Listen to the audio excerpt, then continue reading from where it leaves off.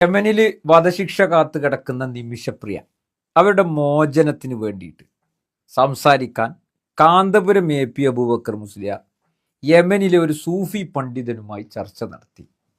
ഇന്നലത്തെ വാർത്ത അതായിരുന്നു. ആ ചർച്ചയിൽ പ്രതീക്ഷയ്ക്ക് വകയുണ്ട് എന്ന് പറഞ്ഞുകൊണ്ടായിരുന്നു വാർത്ത. ഇന്ന് ആ സൂഫി പണ്ഡിതനും സംഘവും അവിടുത്തെ ഭരണകൂടവുമായിട്ട് സംസാരിച്ചു കൊണ്ടിരിക്കുന്നു എന്നുള്ള വാർത്തകൾ വന്നുകൊണ്ടിരിക്കുകയാണ്. വളരെ പ്രതീക്ഷയോട് കൂടിയാണ് എല്ലാവരും അതിനെ നോക്കിക്കാണുന്നത്. പക്ഷെ അതിൻ്റെ അടിയിൽ വന്ന കമൻറ്റ് വളരെ പ്രയാസപ്പെടുത്തുന്നതാണ്. പല കമൻറ്റുകളും കണ്ടാൽ എന്താണ് മനോഭാവം എന്ന് തോന്നിപ്പോകും. നമുക്ക് സംഘടനാ വിയോജിപ്പുകളൊക്കെ ആകാം, അത് ആശയപരമായിട്ടായിരിക്കണം. അല്ലാതെ വെറുപ്പ് എന്താണെങ്കിലും വിമർശിക്കുക, എന്താണെങ്കിലും, അതായത് കാന്തപുരത്തിനെ കിട്ടിയാൽ അരച്ച് ജ്യൂസ് അടിച്ച് കുടിക്കണം എന്നുള്ള കോലത്തിലേക്ക് കാര്യങ്ങൾ പോകരുത്. അത് ഏത് നേതാക്കം ആശയം കൊണ്ടാണ് നമ്മൾ എന്തിനേയും നേരിടേണ്ടത്. അതിന് വിയോജിപ്പുണ്ടെങ്കിൽ രേഖപ്പെടുത്താലോ. നേരെ മറിച്ച് നിമിഷപ്രിയയുടെ മോചനവുമായിട്ട് അദ്ദേഹത്തിൻ്റെ ആ ഒരു പരിചയത്തിൽ അദ്ദേഹം ഒരു കാര്യം ചെയ്തു. അതെങ്ങനെയെങ്കിലും സക്സസ് ആകട്ടെ, വിജയിക്കട്ടെ, ആ സഹോദരി പുറത്തിറങ്ങട്ടെ.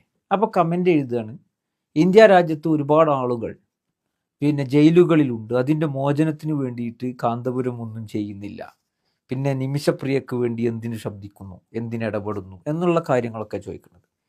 ഇന്ത്യ രാജ്യത്ത് കാന്തപുരം ഇടപെട്ടിട്ട് ആർക്കെങ്കിലും ദിയാപ്പണം, അതായത് ഈ പറയുന്ന നഷ്ടപരിഹാര തുക കൊടുത്താൽ എന്തെങ്കിലും ഒരു കേസ് ഊരിപ്പോരോ? ഇത് കമൻ്റ് എഴുതുന്നവന് സാമാന്യ ബോധമല്ലേ?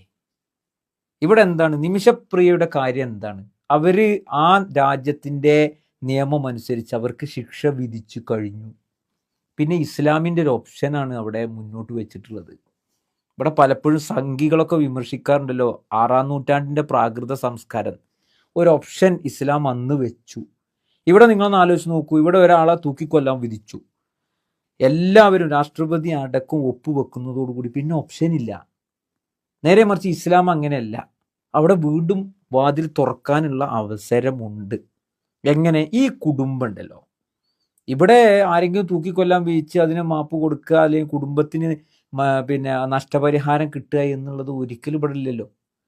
നേരെ മറിച്ച് നിങ്ങളൊന്ന് ആലോചിച്ച് നോക്കൂ, ആ കുടുംബത്തിന് നഷ്ടപരിഹാരം നൽകി അവർ മാപ്പ് നൽകാൻ തയ്യാറായാൽ അവിടെ മോചനം സാധ്യമാകും. അങ്ങനെ ഒരു അവസ്ഥക്ക് എന്തെങ്കിലും ഒരു പഴുതുണ്ടോ എന്നുള്ളതിലേക്ക് ചർച്ച കൊണ്ടുവരികയാണ് കാന്തപുരം AP അബൂബക്കർ മുസ്ലിയാർ ചെയ്തത്.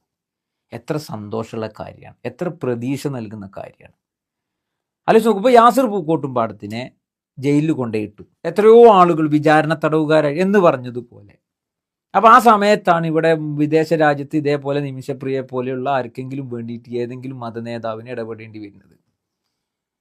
നിങ്ങൾ ആലോചിച്ച് നോക്കൂ, എൻ്റെ കുറ്റം, ചുമത്തപ്പെട്ട കുറ്റം ഞാൻ നിയമപരമായി തെളിയിക്കുക, ഞാൻ നിരപരാധിയാണ് എന്ന് തെളിയിക്കുക എന്നല്ലാതെ, അല്ലെങ്കിൽ കരിനിയമം ഉണ്ടല്ലോ, UAPA പോലെയുള്ള കരിനിയമങ്ങൾ വേണ്ട, അത് ഉണ്ടാവാൻ പാടില്ല, ജാമ്യമാണ് നിയമം എന്ന് പറഞ്ഞുകൊണ്ട് സർക്കാരിനെയൊക്കെ ഇവർക്ക് സമ്മർദ്ദം ചെലുത്താം. അതൊക്കെ ചെയ്യേണ്ടത് തന്നെയാണ്. ഇവിടുത്തെ മത നേതൃത്വം, ഇവിടുത്തെ രാഷ്ട്രീയ നേതൃത്വം ഒക്കെ അതെന്നോ ചെയ്യേണ്ടതാണ്. അതുണ്ട്, അതില്ലത് ഇല്ല മാതിരി തന്നെ നമുക്ക് പറയല്ലോ. പക്ഷേ ഇവിടെ ഞാൻ നിയമപരമായിട്ട് തെളിയിക്കുക എന്നല്ലാതെ എനിക്ക് വേണ്ടി കുറച്ച് നഷ്ടപരിഹാര തുക ആർക്കെങ്കിലും കൊടുത്താൽ യാസിർ മോചിതരാവോ? അങ്ങനെ ഒരു നിയമം ഇന്ത്യയിലുണ്ടോ? ആലോചിച്ച് നോക്കൂ. നമുക്ക് വിമർശിക്കുമ്പോൾ എന്തെങ്കിലും ഞാൻ എഴുതിനിയിൽ എന്തെങ്കിലും ഒരു കഴമ്പുണ്ട് എന്ന് ഈ എഴുതുന്നവന് തന്നെ ഒരു ബോധ്യം വേണ്ടേ? ഞാൻ പലപ്പോഴും ആശയപരമായി പല വിയോജിപ്പുകളെയും രേഖപ്പെടുത്തിയ ആളാണ് ഈ പറയുന്ന പ്രസ്ഥാനവുമായി ബന്ധപ്പെട്ടൊക്കെ. നേരെ മറിച്ച് നിമിഷപ്രിയയുടെ കാര്യത്തിൽ അദ്ദേഹത്തിൻ്റെ ഇടപെടൽ എന്ന് പറഞ്ഞാൽ ആ കുടുംബത്തിന് മാത്രമല്ല, നമ്മൾ അവരെ നോക്കിയാണ്. ഞാൻ മനസ്സിലാക്കുന്നത് പ്രധാനമന്ത്രി ഇടപെടണം, ഇവിടുത്തെ ബിസിനസ്സുകാർ മുഴുവനും ഇടപെടണം. ആർക്കൊക്കെ അവിടെ സ്വാധീനമുണ്ട് അവരൊക്കെ ഇടപെട്ടുകൊണ്ട് ആ സഹോദരിയുടെ മോചനം സാധ്യമാകുമ്പോൾ ആ അമ്മയുടെ കണ്ണീര് ആലോചിച്ച് നോക്കുക, ഒരു പ്രതീക്ഷയാണല്ലോ. അതിലേക്ക് ആര് ചെന്നാലും അത് നമുക്ക് സന്തോഷവും പ്രതീക്ഷയും നൽകുന്നതാണെങ്കിൽ അതിനെ നമ്മൾ പോസിറ്റീവായി കാണണ്ടേ. അത് ആര് ചെയ്താലും, കാന്തപുരം എന്നല്ല, ഇനി വേറെ ആരെങ്കിലും അല്ലെങ്കിൽ വേറൊരു മതത്തിൽപ്പെട്ട ഒരു പണ്ഡിതനാണ് എന്ന് തന്നെ കൂട്ടുക. അവരോടൊപ്പമല്ലേ നിൽക്കേണ്ടത്?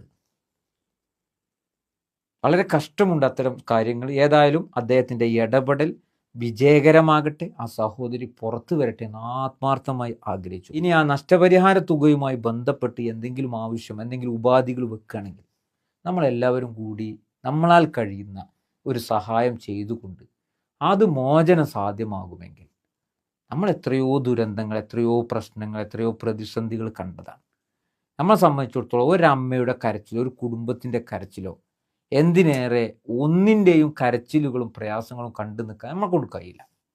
സ്വാഭാവികമായിട്ട് നമ്മളതിൽ ഇടപെടും. ആരൊക്കെ ഇടപെട്ടിട്ടുണ്ടോ അതിലൊക്കെ നമുക്ക് അവരോടൊപ്പം ആ വിഷയത്തിൽ നിൽക്കുക. വ്യത്യസ്തമായ അഭിപ്രായങ്ങളും ആശയങ്ങളുമാണെങ്കിലും നമ്മൾ ആ പണിയൊക്കെ നമ്മൾ വലിയ വിശാല മനസ്സ്, ഗുണകാംക്ഷയോടു കൂടി അത് കാണണമെന്ന് വിനീതമായി ഓർമ്മപ്പെടുത്തിക്കൊണ്ട് അദ്ദേഹത്തിൻ്റെ ഇടപെടൽ വിജയകരമാകട്ടെ, ആ സഹോദരി പുറത്തു വരട്ടെ എന്ന് ആത്മാർത്ഥമായി ആഗ്രഹിച്ചുകൊണ്ട് പ്രാർത്ഥിച്ചുകൊണ്ട് നിർത്തുന്നു.